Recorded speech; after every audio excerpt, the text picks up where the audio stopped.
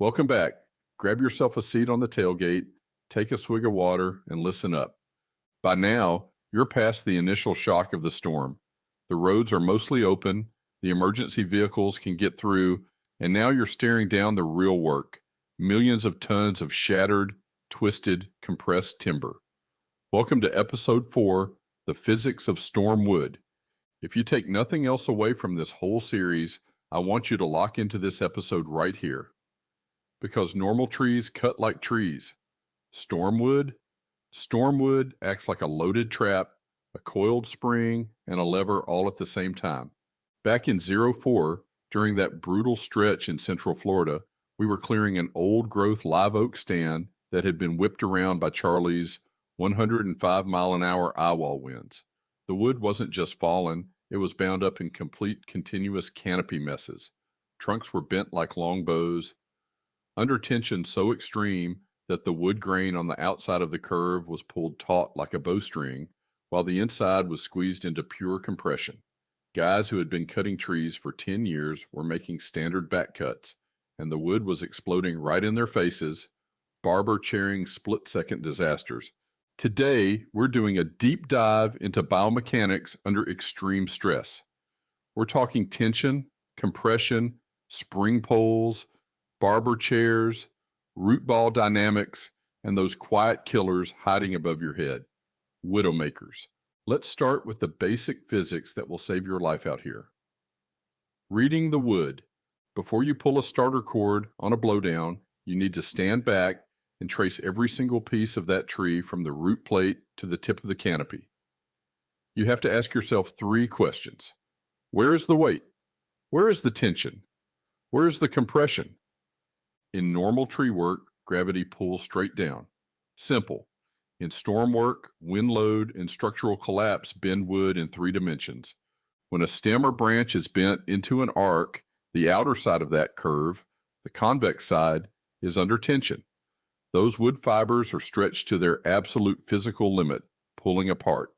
The inner side of that curve, the concave side, is under compression.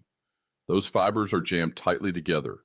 If you put your saw into the tension side first, the wood will instantly grab your bar, pin your saw, and as the kerf opens, that stem will snap outward like a giant whip. That's a spring pole. A high-tension spring pole can strike with enough force to shatter a leg, break a jaw, or throw a grown man 20 feet into the brush. You always cut the compression side first to relieve the energy, slowly opening a small wedge, a kerf relief, to allow the wood to yield before you ever touch the tension side. And when you do make that final release cut on the tension side, you stand completely out of the release path. Step back, cut with the tip off center if you are using small wood, or use a step cut method so the wood releases cleanly away from you. Now let's talk about the absolute worst case release scenario, Barber-Chairing. This happens when you're cutting a standing stem or a heavily leaning trunk under forward tension. If you make a standard notch and start your back cut without relieving the tension, the wood grain splits vertically straight up the trunk before your cut is even finished. The back half of the trunk slab snaps upward and backwards like a giant wooden hinge, swinging right into your chest at lightning speed. How do we prevent it? You strap the trunk, take a heavy-duty ratchet strap or a chain, wrap it tightly around the trunk, right above where you're making your cut, and crank it down till it's drum tight. That strap holds those vertical fibers together so they physically cannot split upward while you make your cut. That $5 strap is the difference between a clean cut and a helicopter ride to the trauma center. Let's talk about what's hanging over your head right now. Widowmakers and interlock canopies. When hurricane winds tear through a canopy, they don't cleanly detach limbs. They twist them, shatter them, and leave massive 300-pound branches severed at the base, dangling 60 feet up in the air, wedged into a neighbor's crotch. We call them widowmakers for a reason. When you start cutting down low on the root ball or the main trunk, you shake the entire structure. That vibration travels straight up into the crown. That hanging limb, which has been sitting up there completely balanced on a prayer, slips off its perch and comes down like a lawn dart directly into the work zone. You must do a complete 360-degree crown inspection before stepping under a storm canopy. If there is a hanger wedged above you, you do not stand beneath it to work the trunk. You bring in a bucket truck, a crane, or you set a line from a safe distance using a throw line and pull that hanger down to the ground first. If you can't get it down safely, that zone is off limits. Put up high-vis tape and walk away until you have the right equipment. And don't forget the ground beneath your feet.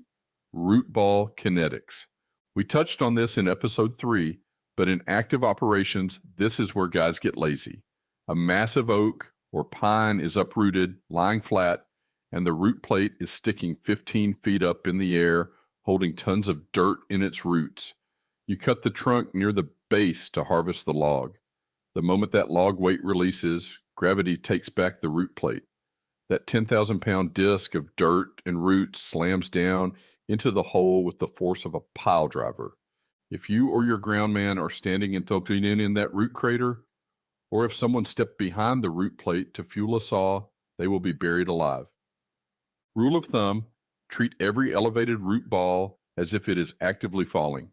Never stand in the root cavity, never cut from the pit side, and if you have any doubt, use a loader, an excavator, or a winch line anchored to another tree to secure that root plate before you sever the trunk. Now, let's talk about the crew care and human dynamic on these complex setups. This is where we enforce the 2 set of eyes rule.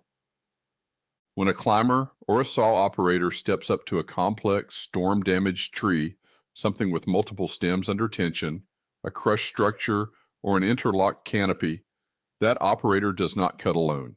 Period. You assign a dedicated spotter. That spotter stands in a safe zone, completely out of the drop and release paths, wearing high-vis gear and holding an air horn or a high-decibel whistle. Their only job in the world is to watch the wood, watch the canopy above, and watch the cut. The operator gets laser focused on their bar and their cut depth. They lose situational awareness. The spotter is their peripheral vision. If that root ball shifts an inch, or if a hanger up top shifts, the spotter sounds the horn, and the operator drops the saw and moves to their clear escape route. And senior guys, keep a tight leash on property owner interactions right now. Homeowners are frantic. They've had a tree sitting through their living room ceiling for 4 days. They're standing in the yard, pointing, yelling, telling you how to do your job, or begging you to hurry up because the rain is coming back. Do not, I repeat, do not let a frantic property owner rush your process. Pressure leads to shortcuts. Shortcuts lead to missed tension checks. Missed tension checks lead to blood on the driveway. When a homeowner starts pressing your crew, the senior arborist steps in, pulls the homeowner aside, and takes the heat off the guys holding the saws. You explain calmly, "Sir, that wood is under thousands of pounds of pressure. If we cut it fast, it tears your house further or hurts my crew. We do it safe or we don't touch it." I want to leave you with a story from 2004 that still gives me chills. We were working a heavy storm cleanup in a tight neighborhood. We had a pine that was snapped halfway up, bent over like a hairpin, with the top crushed into the roof of a garage. A young guy on another crew, great worker but rushing, walked up to that bent pine and made a straight cut across the tension side with a big saw right at chest height. He didn't see the tension. He didn't use a strap. The moment his bar bit half an inch past the heartwood, that pine exploded outward. The butt of that log kicked back and hit his saw so hard it threw the power head right out of his hands, barely missing his neck, and the wood slammed into his shoulder. He survived, but his arm was shattered, and his career as a climber was over in a fraction of a second, all because he rushed a 10-second assessment. The lesson? Stormwood has memory and it has momentum. Respect the physics. Strap your trunks, cut your compression first, use a dedicated spotter, and never let anyone rush your saw. Watch the tension, protect your spotters, and take care of each other out there. I'll see you on the next episode when we talk about surviving the marathon, managing crew fatigue, nutrition, and heat when week 2 sets in. Stay safe. If reading the wood saved you or your spotter from a bad cut today, make sure to like, subscribe, and share this episode across your arborist network. The more guys who understand tension and compression, the fewer stretchers we need on the job site. Strap your trunks, protect your spotters, and I'll see you on episode 5.